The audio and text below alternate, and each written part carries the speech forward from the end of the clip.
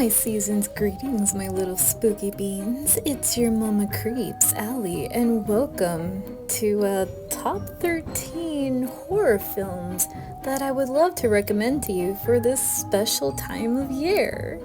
Now, trigger warning, this is going to be in random order, so there's not going to be a number 1 like you gotta watch this, or number 15 like it's okay, but this is just my own list of fun films. Because are you tired of saying like, oh, watch Hocus Pocus, no, watch Beetlejuice, watch Halloween Town, no, watch some Casper? No, I am gonna recommend you some good old horror films that may scare you for Halloween.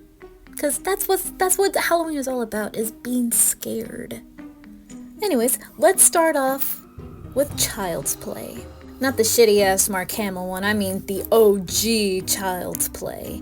I feel like everyone knows Child's Play. It is by far one of the best Chucky films of all time. Let's talk about the plot. The story goes that there is a serial killer called Charles Lee Ray. He is being chased by a bunch of policemen, and he goes by the Lakeshore Strangler. He got shot down by one of the police officers, and he's slowly dying, and he's like, oh man, I'm dying. There's gotta be a way to like switch myself in someone or something, just so that my legacy will rule, be immortal. Oh yeah, fun fact, he's all about voodoo. And so he got a good guy doll that's everywhere in the toy store. So yeah, he's in a toy store dying in there, and he chose a good guy's doll. And so he uses voodoo magic to put his soul into that body. And throughout the entire film, it's about a little boy named Andy. This is way before Toy Story beans. And let's say his mom got the good guy's doll for Andy, because Andy has always wanted a good guy's doll because it was his birthday. And so we were getting some very suspicions about this doll, and let's just say, spoiler alert, the mom thinks that the kid thinks he's killing people, like the babysitter and some random people, and it's something to do with the doll. But however, the mom finds out like she's getting a little suspicious, so she checked out to see if the whole Chucky did it is actually real. And so the most iconic scene where she was about to burn him in the fire, Chucky is alive. It is quite of a iconic scene, and just seeing that, like, he's like, you stupid bitch, you filthy slut, get you the fuck. It's so fucking funny though, just him swearing, like, looks like the voodoo worked. And now he goes by Chucky, which is a nickname. So yeah, I would highly recommend checking out the first ever Child's Play film. It's fun, it's spooky, it's silly, and yeah, I think it's worth a watch. If you're all about possessed killer dolls, go watch Child's Play. Alright, the next film that I also recommend is also quite of a classic, and all the girls pretty much dig it, including me. Let's talk about Scream. Yes, I have to mention Scream. It is one of the most iconic films ever since the 90s, ever since the Ghostface costume came. Wes Craven has created another classic. The film is about a group of teenagers that are getting some mysterious calls by this mysterious voice, like, do you like scary movies? Tell me, what's your favorite scary movie? And of course, they're targeted because they're vulnerable and alone. Of course, if you're not a virgin, yeah, you're screwed. And of course, they do pick fun at the horror movie tropes, which is chef's kiss. I have to say, it's like my second favorite Matthew Lillard performance in the film, next to Shaggy. He freaking nailed it in that film. So I would highly recommend it if you're a Ghostface fangirl, or anyone that loves a satire slasher film. This is for you. It isn't really that scary, but it's so much fun. Alright, the next one is also another silly one and not really taken seriously. Let's talk about House of a Thousand Corpses. It is a few of my favorite Rob Zombie films. Not only I like his music, but he's an okay movie director. This is actually one of his first ever films. It's technically about a group of kids just going out and finding some attractions until they stumbled Captain Spaulding's Museums of Monsters and Madmen, and Captain Spaulding really stole the show for me, and he is one of the best scary movie clowns next to Pennywise. He is so underrated. And not just him, but they also meet his family, the Firefly family, which they're kind of like a mixture of the Texas Chainsaw Massacre Sawyer family, and, well, minus the cannibalism, but they also, they like to kill people, including this guy named Otis, who likes to skin his victims. and turn them into fish people. He's quite of a fun character, and he's quite disturbing. Just don't ever fuck with Otis. And oh my god, including Baby Firefly, played by Rob Zombie's wife. She was a little annoying, but she's also quite entertaining. But Captain Spaulding and Otis were one of the best characters in the film. Me and Papa Bean really love those two, and my personal favorite is the scene where they go to like the murder like dark ride, where you get to see like all the serial killers like Albert Fish, Ed Gein, and of course Dr. Satan. I think Dr. Satan is another iconic thing in this film. We also get to see him in the film too. I thought he was pretty cool. And yes, during the film it does take place on Halloween night, and yes, Rob Zombie really loves Halloween so much he made like so many other films that are based on Halloween. Like I said before, the film isn't really that scary. It's so fun, it's pretty funny, it's gory, it's not that scary, but it's fun for friends and maybe a hot date. Alright, this is also another classic, and hopefully you get a Bible for this. Let's talk about The Exorcist! Yes! I feel like everyone knows about The Exorcist. I know this is also quite of an iconic film to watch on Halloween. I mean, if you go to my ASMR channel, I did like a drive-in type of ASMR with that. Of course, it's a story about a little girl named Reagan who was playing with the Ouija board and kind of messed up with a little bit, and then she's getting possessed by the infamous Pazuzu demon. And yeah, we go through the exorcism of her trying to get that demon out, and we get to see her being possessed, the faces that she's like, oh my god, the faces of that demon is just, it's kind of freaky though, and her face, you know, the infamous scary maze game, that is where that face is from The Exorcist. Just her eyes and the cuts on her face just looking so possessed and sickly looking. However, there is another scary thing about the whole movie, is the behind the scenes. They have to have a priest to bless the entire setup because things were not going pretty well, and it feels like there is something evil behind the scenes of this movie. It's kind of like the Poltergeist as well, but this one is like on a whole new other level. I would recommend looking up like the disturbing setup of behind the scenes of The Exorcist. I heard it's like a nightmare. Like, making these types of movies really do need some holy water, because you're making a very satanic film about do not mess with the Ouija board. So if you're all about demonic or paranormal or spiritual horror, this is for you, and it's a classic. Okay, this is for all the zombie fans out here, and this is one of the first ever zombie films. Let's talk about Night of the Living Dead. Pretty much the old film that's in this list, well, almost. The first ever zombie film, of course. The zombies don't really look that terrifying in the film because it was less makeup, it was less gory, it was more like just a soulless looking human just running up to you. And yes, it's a black and white film as well. It's mainly about this woman who's being surrounded by zombies and is now staying at an abandoned house with other survivors from the zombies. And yes, all the zombies keep crowding because they smell the brains, they smell the flesh inside that abandoned house. So they have to guard it up all the doors, and of course at the end, you never survive the zombie apocalypse. The ending is really unnerving. I remember watching it around the Halloween time, so I highly recommend it if you're really interested in watching the first ever zombie film, and that is Night of the Living Dead. And I think it was the 1960s one, not the other remake of it. Highly recommend it. Well, speaking of gory, let's get to the most modern and most goriest film, and that is my personal favorite, Terrifier.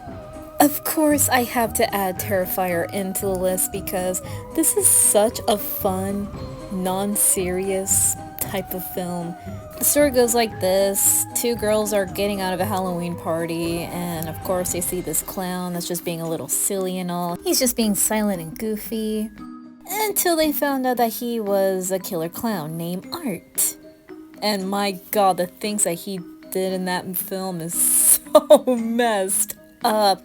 There has been some moments in that movie that's just whoa, or oh my god. Like, this is by far one of the best modern slasher films of all time, and I would highly recommend it if you're really into like heavy, messed up gore or some fucked up moments in that film, or if you're into killer clowns, go for it, that is for you. But Yes, it is very, very disturbing, and the effects of that film is just amazing. Just bloody and disgusting and messy. Just, it's a lot of fun. Alright, let's talk about an underrated film. I know you beans know Halloween, Michael Myers. You thought he was the only boogeyman of Halloween. Well, let's talk about Trick or Treat. Trick or Treat is an anthology horror film, and it talks about the different stories on the same day. So we're focusing on a few characters on the same days celebrating Halloween. Some of them have to follow the rules of Halloween. And of course, there is the little Santa Claus of Halloween, Sam. There's only about 4 or 5 stories into the film, and it really adds up at the end, like, wow, that actually makes sense. Again, it's actually a very fun, underrated Halloween film, and I believe it needs more attention, and Sam is so adorable. When you found out he's like a little pumpkin head, that just makes it even 10 times more cuter. Alright, looks like we're at number 8. Looks like you guys may know what it's gonna be that I'm gonna recommend. Okay, yeah, it's Halloween. I mean, come on. Can't have a Halloween list without the freaking movie Halloween. I mean, this movie is indeed a Halloween film. Like, seriously. The story is technically Michael Myers. He is a serial killer. He wears a scary William Shatner mask, and he carries a big kitchen knife, and he kills babysitters. Yeah, he likes to kill babysitters. So babysitters, be aware on Halloween night, or else a big scary man named Michael Myers will hunt you and kill you. Ooh, I'm glad I'm not a babysitter. If you're wondering which Halloween I'm talking about, yes, there are 2 versions. There's the John Carpenter one, which is the first ever one, and then there's a Rob Zombie remake of it.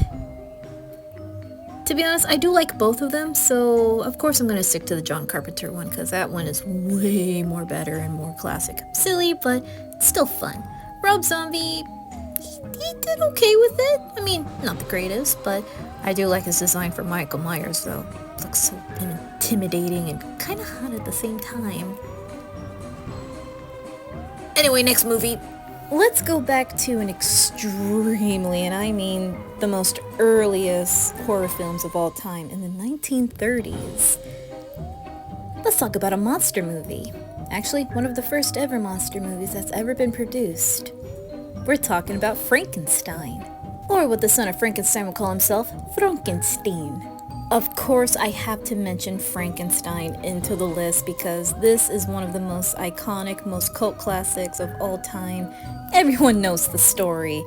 It's about a genius named Victor Frankenstein, and him and his Igor just picks up some dead bodies of someone that he used to know and just bring it back to life. It's pretty much playing God, and things go horribly wrong.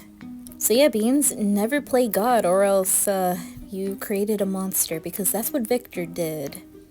I guess a little fun fact about Frankenstein, that it was written by a woman named Mary Shelley, who I look up to. Technically, her husband gets all of the credit, because back then women don't really get that much credit. Only the husbands do, or the fathers, because they think that women just don't have that much creativity. But Mary Shelley, she is the queen of freaking horror. So we thank you, Mary. Rest in peace, girl. You are the queen of horror. And that's why I look up to her. There's no wonder that all women love horror, including me. We're experts of it. Alrighty, Beans. It appears that we're gonna go a little scarier, because we're going down the rabbit hole. Let's start off with a very fun one, and it's actually a franchise. I'm talking about the VHS franchise. Me and Papa Bean love the VHS series. They are so fun, they are so creative. It is a giant anthology horror film that's based on VHS, and different directors actually directed their own films based on these. They're about like 20 or 30 minutes long, and you get to just follow what's going on and what kind of plot it is. There is 7 of them, and one came out like this year or last year. Oh my god, and there's going to be a new VHS called VHS Halloween coming out on October 3rd, so it's still going. Most of the stories do carry a lot of the horror genres and different types of genres, such as extraterrestrials, supernatural, paranormal, and monsters. And of course, there's 3 of the films that are like based on the years. There is 1994, 1999, and 1984. My personal favorites are 1994 and 1999 because there has been some iconic and very beloved VHS shorts in that story, such as Ratma or The Two Guys Going to Hell in 1999.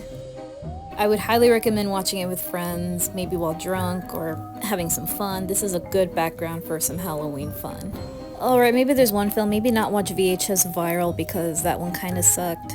There's only like one short that's actually pretty good in it, but the rest just, I don't think it's worth watching. Just don't watch VHS Viral, just watch the others, but not Viral. I hated it. Alright, Beans, we only got 3 more and they're getting a little scarier. Be prepared, because this next one is actually a pretty freaky one, not gonna lie, and it actually scared me. Let's talk about Hell House LLC. Imagine you're a group of friends that just wants to make a haunted attraction just to make some money or do some charity. So you found an abandoned hotel that you're gonna turn it into a haunted attraction because those places are always good to make haunted houses. And yeah, things are going pretty well. You make it extra spooky, you added some scary clowns in there and some scare actors and some scary spooky dooky Halloweeny stuff. Until all of a sudden when people go down to the basement, something really did scare them, and something that the people never added. Like, they were in panic, like, what is going on down there? It appears that the haunted house was actually haunted. And we get to see the makings on how these people made the haunted house, and it's like a found footage type of film, and of course I'm all about found footage. There are some freaky things that are happening, including a clown costume that keeps moving around.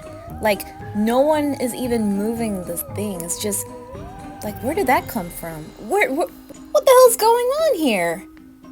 And my god, there are some freaky stuff that made me, like, look away because I fear of open doors in the dark.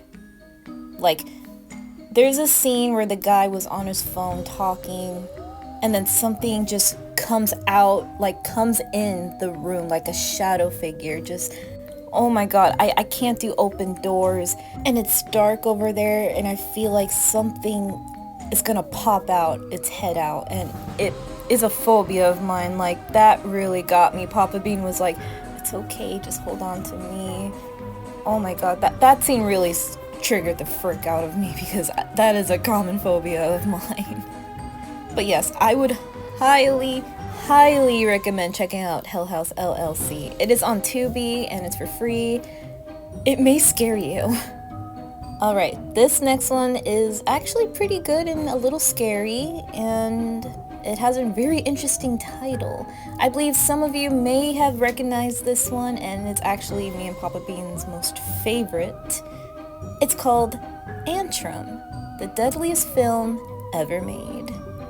I think you're all questioning, Mama Creeps, are you really suggesting us a deadly film?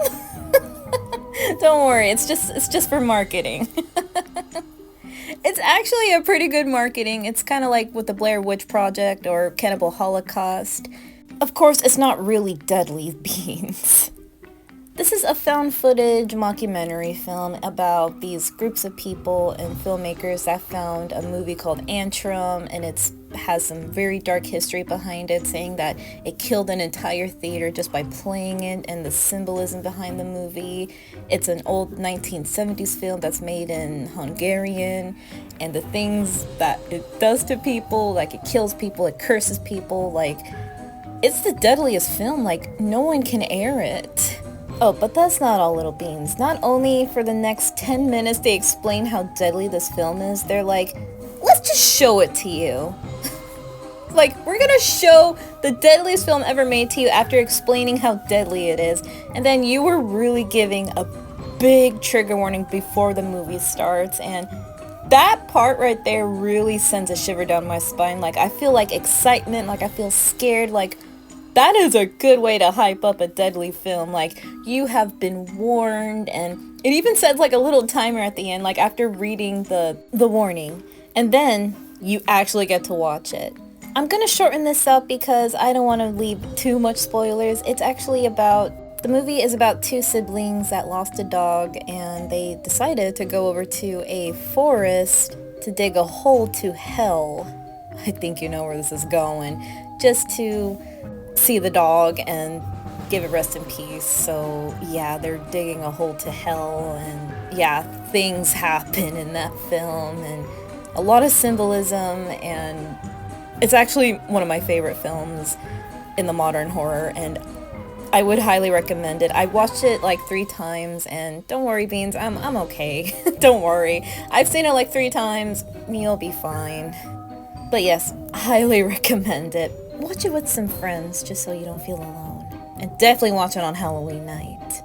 Alright, it looks like we have one more, but before we get to the last one, I kind of want to give out some small honorable mentions, and I will shorten it up a little bit, okay?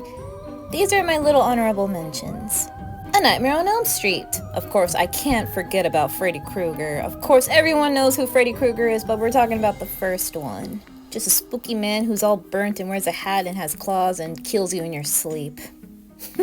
And plus, it's Johnny Depp's first ever movie, so check it out. Sleepy Hollow. Now, I'm referring to the Tim Burton one because this one really feels so Halloween. Based on some European folklore and Celtic folklore of Dullahan, or the Headless Horseman.